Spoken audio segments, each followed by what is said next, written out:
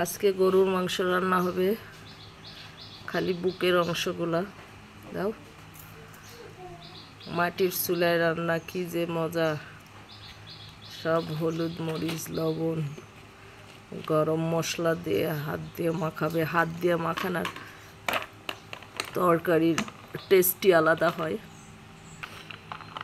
রসুন পেঁয়াজ আগে কেটে দিয়েছে, আদা জিরা রসুন একসঙ্গে বাটা আছে। মরিচের গুঁড়ো একটু দাও। মরিচগুলো অতটা মরিচ ইয়ে না না করা না।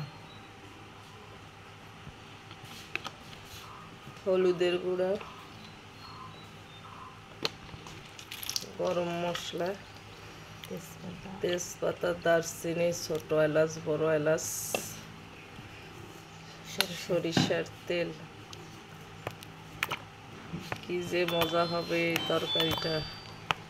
হাত দিয়ে মাখানো তরকারির টেস্টই আলাদা, তার উপর আবার মাটির চুলায় রান্না।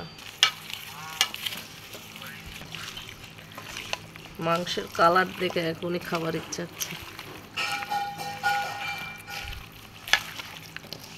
এগুলো সবগুলো বুকের হাড্ডি, একেবারে নরম হাড্ডিগুলা বেছে বেছে কিনেছে। অসাধারণ লাগবে খেতে। মা খাচ্ছে, দেখেন কত সুন্দর করে।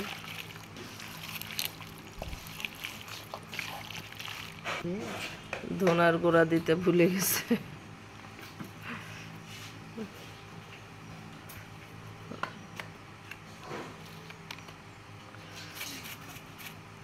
গোটা জিরা, শুকনা মরিচ দিলেও ভালো লাগে। না তুমি তো মরিচ দিছো, আর শুকনা মরিচ দেওয়া। এই যে দেখো না, যেগুলো রান্না হয় ইয়াতে বিয়ে বাড়িতে, ওরা কিন্তু শুকনা মরিচ ইয়া করে দেয়, আমার এদিকে দেয় না, গোটা গোটা দেয়।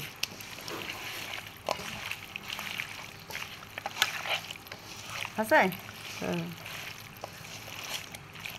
আজকে কে খাবেন? আজকে গ্রামে দাওয়াত নেন, চলে আসেন। এই যে এই পানিতেই সিদ্ধ হয়ে যাবে।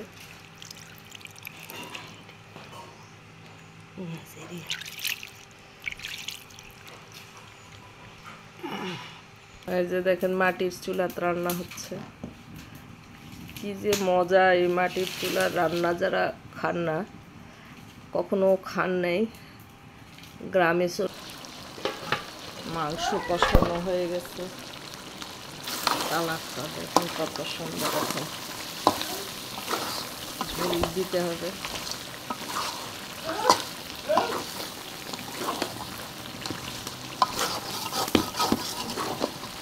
যারা কখনো মাটির চুলা রান্না খান নাই, গ্রামে আসবেন। এভাবে গ্রামে এসে মাটির চুলার রান্নাটা খাবেন, কতটা মজা, খুব টেস্ট হয়।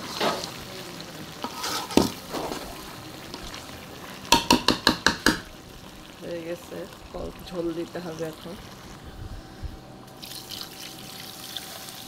পানিটা একটু বেশি দিতে হয়, কারণ মাটির চুলার জালটা অনেক বেশি থাকে, আর একটু পানি দিতে হবে। এই যে আর দেওয়া লাগবে না, শেষ।